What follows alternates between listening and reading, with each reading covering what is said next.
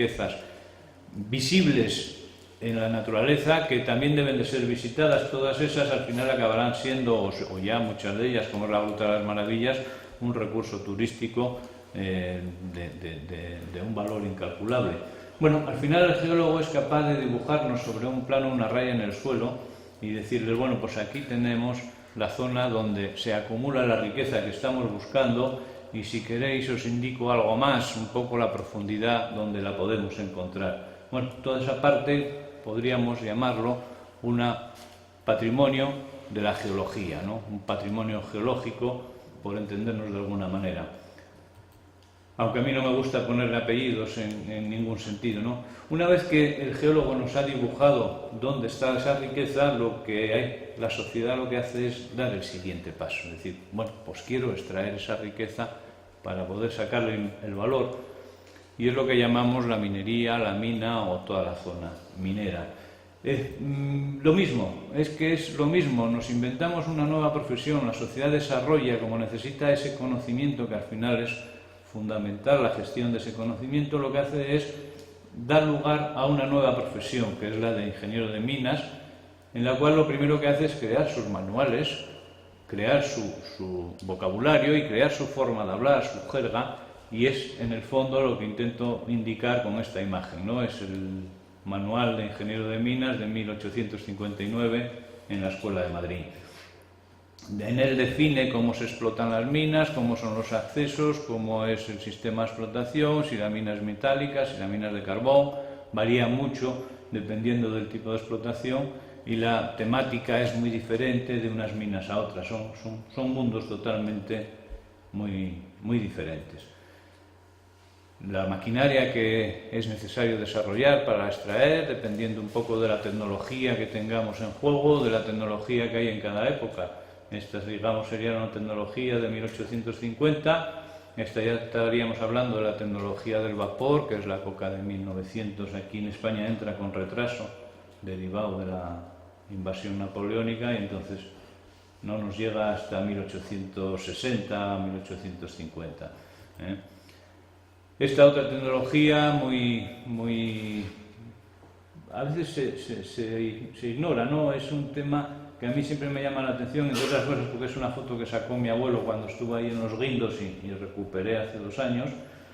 En el fondo lo que está poniendo de manifiesto esa foto es la transición entre lo que es la energía de vapor y la energía eléctrica, algo que nos hemos olvidado,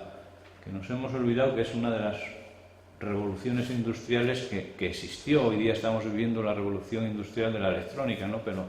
en su época fue la revolución industrial del vapor y luego vino la revolución industrial de la electricidad. Aquí tenemos unas máquinas de vapor que lo que están haciendo es actuar sobre un generador eléctrico, o sea, el vapor está dando servicio a la electricidad, que será la energía que le desplace en su futuro. Y ante un solo problema, el ser humano ha sido capaz de desarrollar una serie de tecnologías que le han derivado a poder hacer, que es la extracción, y así va a suceder en todos los elementos mineros, ¿no?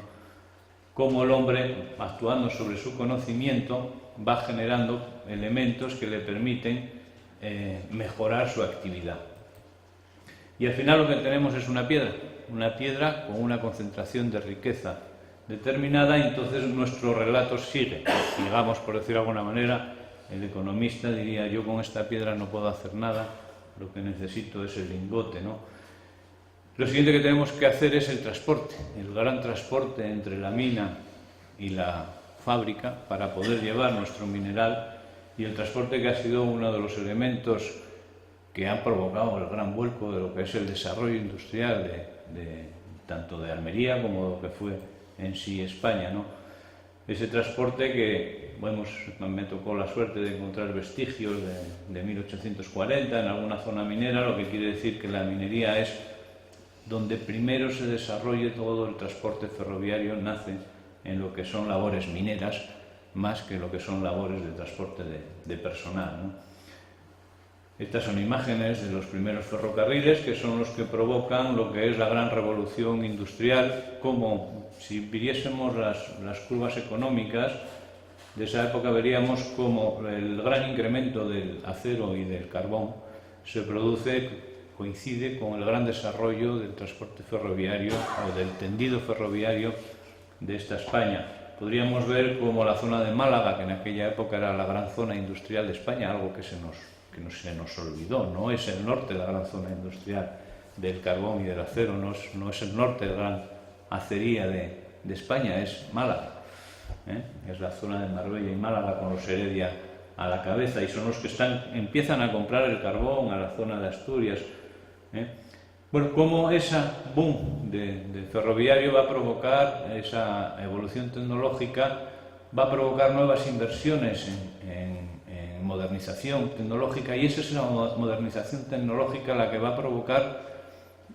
que se produzca la migración del boom de la acería de la zona de Málaga a la zona del norte. Es ni más ni menos el Horno Alto el que consigue que Málaga deje, porque no da el paso del carbón vegetal, no da el paso al carbón mineral, y eso va a provocar con el paso del tiempo que Málaga deje de producir acero, ¿no? Lo mismo va a suceder luego entre Asturias y Galicia y el País Vasco, que es Asturias no moderniza hacia los grandes convertidores de acero, y sí lo hace el País Vasco, y va a provocar la evolución tecnológica del acero hacia el País Vasco. Todo eso al final provoca migraciones de personas entre un sitio y otro, y al final te lleva una riqueza cultural o inmaterial, como decía antes José en su charla, de una zona del país a otras zonas del país, ¿no? Seguirlas es una maravilla y es uno de los temas que te apasiona fundamentalmente. Tenía un enlace, pero bueno, como no hay internet, tenía un enlace a lo que es el mundo ferroviario de las comunicaciones en la zona de Almería, a través de Google Earth, que seguía pinchando ahí arriba, pero bueno, al no tener wifi no tenemos, lo que hice fue trasladar la foto. ¿Veis cómo se ha vertebrado Andalucía con todo el transporte ferroviario, motivado fundamentalmente por la riqueza minera andaluza, por la riqueza minera de Almería? En líneas rojas marco lo que sería hoy día las grandes líneas ferroviarias, por decirlo de alguna manera, que han revertido al Estado, Renfe pero también hay líneas secundarias, pues ahí figura, yo creo que no se ve, pero sí figura el cable entre la zona de Las Menas y Serón, que sería esa zona del 19 más o menos, los cables que había entre la zona de Águilas y toda la Sierra Almagrera, que también había un transporte, toda la zona que iba de la zona de, aquí está al final del Cabo de Gata, ¿cómo se llama Vera? Toda la zona de Vera y de Garrucha y demás, la Mojácar, donde estaban los Chavarri, que fueron los grandes mineros del País Vasco. Muy simpático cuando a mí me llaman del País Vasco, de la zona de Arditurri, que era minería metálica, donde estaban trabajando los Chavarri, que prepare una charla sobre la historia minera de esa zona, y yo me encuentro en ese momento en Almanzora haciendo la investigación de la mina romana, y cuando me hablan de los Chavarri, bueno, te acercas a Mojácar y la reserva de los hoteles que hay allí dedicados hoy día a lo que es turismo era el palacete de los Chavarri, Entonces decías cómo las cosas se producen y de repente las casualidades aparecen en sitios. Claro, saqué una foto y me la llevé a la charla y dice, no, es que cuando me llamasteis estaba aquí preparando los temas, ¿no? El transporte, aquí tenéis una imagen que también sacaba José en su ponencia, el transporte aquí arriba en Las Menas. Cuando yo vine en el 2009, me parece que fue, 2010, por ahí,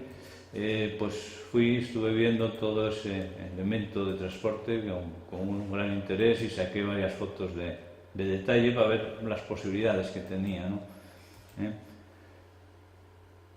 Una vez hecho eso, el siguiente paso sería coger esa piedra, concentrarla y fundirla, ¿no? Para obtener la riqueza. Y volvemos a dar el mismo paso, nace la metalurgia, nace la química, nace el metalúrgico, volvemos a generar una nueva profesión, volvemos a generar un nuevo vocabulario, volvemos a generar unos manuales. La sociedad vuelve a generar una serie de elementos culturales que enriquecerán mucho nuestro patrimonio. Siempre pongo este artículo minero porque es muy simpático y muy didáctico, lo encontré en la revista minera y el razonamiento final viene a ser decir, si hay elementos que la naturaleza tienen capacidad de flotar en el agua y nos parece imposible, como es un zapatero o como yo puse modernamente un clip para enganchar, dice, ¿por qué no podemos hacer flotar una piedra? Y entonces, en base a un razonamiento didáctico de cómo se produce ese fenómeno, se consigue generar la primera planta de flotación europea que se genera aquí en España, en la zona de Guadalajara, en la minería de plata de allí, ¿no? Y el artículo es muy didáctico, dice, no, si usted muele la piedra, al final se produce una reacción con el agua, lo cual provoca burbujas que a su vez, al estar sujeto a ese pedacito de plata o de plomo,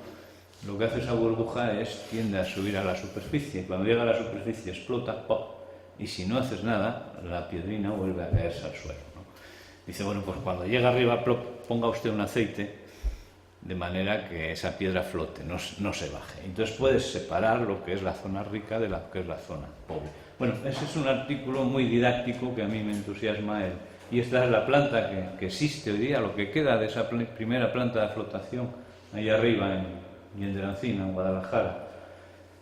Y volvemos a hacer la planta completa de la fundición y volvemos otra vez lo mismo, es decir, siempre para ir de la naturaleza al lingote lo que vamos es generando una serie de profesiones que a su vez nos van a dar un enriquecimiento de la parte inmaterial de lo que es el vocabulario, la forma de hablar, las tecnologías,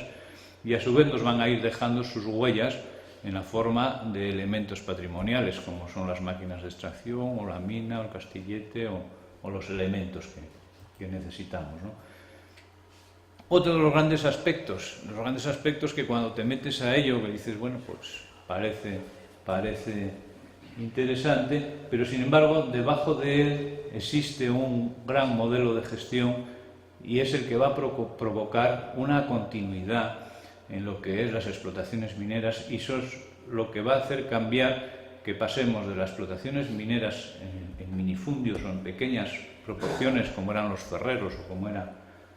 la minería de aquella época a las grandes explotaciones mineras. Y es el concepto de la vivienda, es el concepto de decir aquí si hay un ejemplo claro es el de Arnau, pero lo puedes ver también en cualquier otro sitio y veréis que el traslado es paralelo incluso aquí en las Menas, ¿no? Gascue era un ingeniero de minas que estuvo trabajando en el País Vasco y luego aterrizó en Asturias y hacía un razonamiento, decía, si usted tiene un centro de producción, puede usted tener la mejor capa o el mejor material que usted puede obtener en el mercado, lo puede tener en su mina, pero si no consigue que la mano de obra vaya a trabajar a su mina, ¿de qué le sirve tener esa explotación, ¿no? Y entonces el razonamiento que hacía era el siguiente: coja usted su centro de producción, trace una circunferencia con un radio de acción